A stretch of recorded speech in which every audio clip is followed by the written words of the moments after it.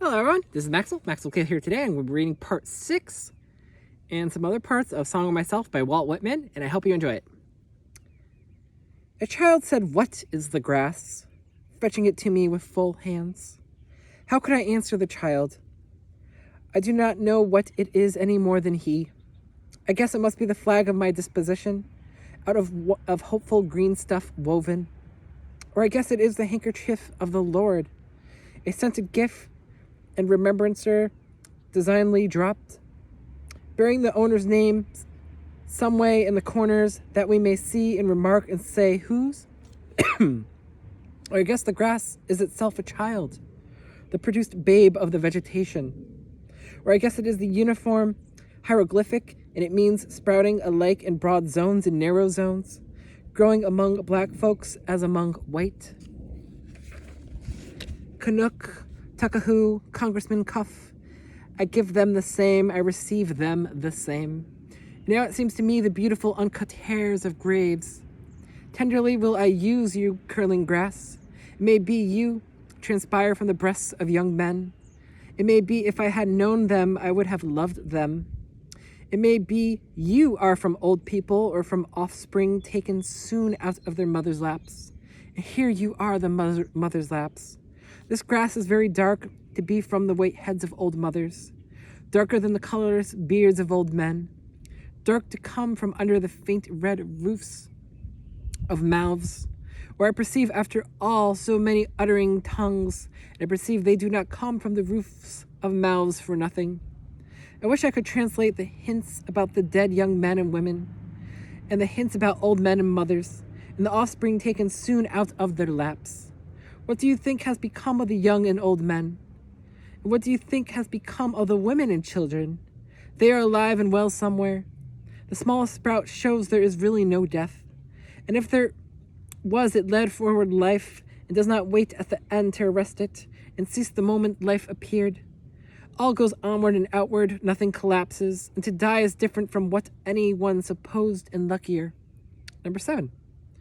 Has anyone supposed it lucky to be born? I hasten to inform him or her it is just as lucky to die, and I know it. I pass death with the dying and the birth with the new-washed babe, am not contained between my hat and boots. I pursue manifold objects, no two alike and every one good, the earth good and the stars good, and the adjuncts all good. I am not an earth nor an adjunct of an earth. I am the mate and companion of people, all just as immortal and fathomless as myself. They do not know how immortal, but I know. Every kind for itself and its own, for me, mine, male and female. For me, those that have been boys and that love women. For me, the man that is proud and feels how it stings to be slighted. For me, the sweetheart and the old maid. For me, mothers and mothers of mothers. For me, lips that have smiled, eyes that have shed tears. For me, children and the begetters of children. Undrape, you are not guilty to me, nor stale nor discarded. I see through the broadcloth and gingham whether or no, and am around, tenacious, acquisitive, tireless, and cannot be shaken away. Number 8. The little one sleeps in its cradle. I lift the gauze and I look a long time and silently brush away flies with my hand. The youngster and red-faced girl turn aside up the bushy hill and peeringly view them from the top. The suicide sprawls on the bloody floor of the bedroom. I witness the corpse with its dabbled hair. I note where the pistol has fallen. The blab of the pav, tires of carts, slough of boot soles, talks of the pomaderes, the heavy omnibus, the driver with his interrogating thumb, the clank of the shod horses on the granite floor, the snow sleighs clinking shouted jokes, pelts of snowballs, the hurrahs for popular favorites, the fury of roused mobs, the flap of curtained litter, a sick man inside borne to the hospital, the meeting of enemies, the sudden oath, the blows and fall, the excited crowd, the policeman of his star quickly working his passage to the center of the crowd, the impassive stones that receive and return so many echoes, what groans of overfed or half-starved who fall sunstruck or in fits, what exclamations of women taken suddenly who hurry home and give birth to babes, what living and buried speech is always vibrating here, what howls restrained by decorum. Arrests of criminals, Slights, adulterous offers made, acceptances, rejections of convex lips. I mind them or show or renaissance them. I come and I depart. Number 9. The big doors of the country barn stand open and ready. The dried grass of the harvest time loads the slow-drawn wagon. The clear light plays on the brown, gray, and green intergend. The armfuls are packed to the sagging mow. I am there, I help. I came stretched atop of the load. I felt it in soft jolts. One leg reclined on the other. I jump from the crossbeams and seize the clover and timothy. I roll head over heels and tangle my hair full of wisps. Number 10. Alone far in the wilds and mounts I hunt, wandering amazed at my own lightness and glee. In the late afternoon choosing a safe spot to pass the night, kindling a fire and broiling the fresh killed game, falling asleep on the gathered leaves of my dog and a gun by my side. The Yankee Clipper is under her sky sails. She cuts the sparkle and scud. My eyes settle the land. I bend at her prow or shout joyously from the deck. The boatman and the clam diggers arose early and stopped for me. I tucked my treasured ends in my boots and went and had a good time. You should have been with us that day round the chattered kettle. I saw the marriage of the trapper in the open air in the far west. The bride was a red girl. Her father and her friends sat near, cross-legged and dumbly smoking. They had moccasins to their feet and large thick blankets hanging from their shoulders. On a bank lounged the trapper. He was dressed mostly in skins. His luxuriant beard and curls protected his neck. He held his bride by the hand. She had long eyelashes. Her head was bare. Her coarse straight locks descended upon her voluptuous limbs and reached to her feet. The runaway slave came to my house and stopped outside. I heard his motions crackling the twigs of the woodpile.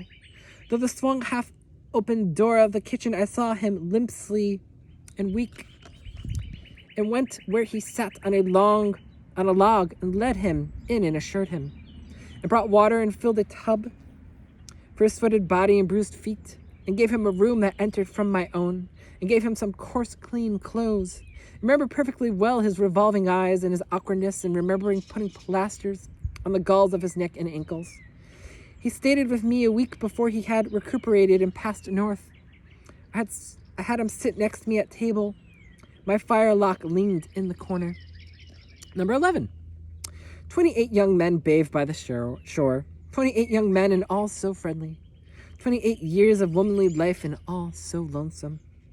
She owns the fine house by the rise of the bank. She hides handsome and richly dressed aft the blinds of the window. Which of the young men does she like the best? Ah, the homeliest of them is beautiful to her. Where are you off to, lady, for I see you?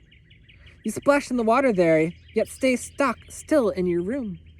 Dancing and laughing along the beach came the 29th bather. The rest did not see her, but she saw them and loved them. The beards of the young men glistened with wet. It ran from their long hair. Little streams passed all over their bodies. An unseen hand all passed over their bodies. It descended tremblingly from their temples and ribs. The young men float on their backs. Their white bellies bulge to the sun. They do not ask who seizes fast to them. They do not know who puffs and declines a pennant and bending arc. They do not think whom they souse with spray. Number 12.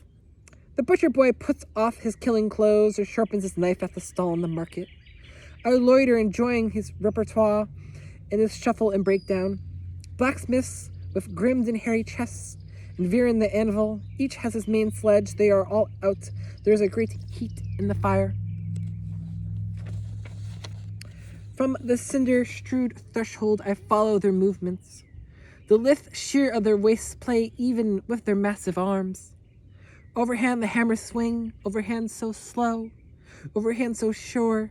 They do not hasten. Each man hits his plate in his place. Number 13. The Negro holds firmly the reins of his 4 horses. The block swags underneath on its tied-over chain. The Negro that drives the long dray of the stone yard, steady and tall, he stands poised on one leg on the string piece. His blue shirt exposes his ample neck and breast and loosens over his hip band. His glance is calm and commanding. He tosses the slouch of his hat away from his forehead. The sun falls on his crispy hair and mustache, falls on the black of his polished and perfect limbs. I behold the picturesque giant, and I love him, and I do not stop there. I go with the team also. In me, the caresser of life, wherever moving, backward as well as forward, slewing, Tunisia's aside and Junior bending, not a person or object missing, absorbing all to myself and for this song. Oxen that rattle the yoke, in chain or halt in the leafy shade, what is it that you express in your eyes? It seems to me more than all the print I have read in my life. My tread scares the wood drake and the wood duck on my distant and day-long ramble. They rise together. They slowly circle around. I believe in those winged purposes and acknowledge red, yellow, white playing within me, and consider green and violet in the tuft crown intentional. I do not call the tortoise unworthy because she is not something else. And the jay in the woods never study the gamut, yet trills pretty well to me. And look of the bay mare shames silliness out of me. Number 14. The wild gander leads his flock through the cool night. "Yahonk," he says, and sounds it down to me like an invitation. The pert may suppose it meaningless, but I, listening close, find its purpose and place upon there towards the wintry sky.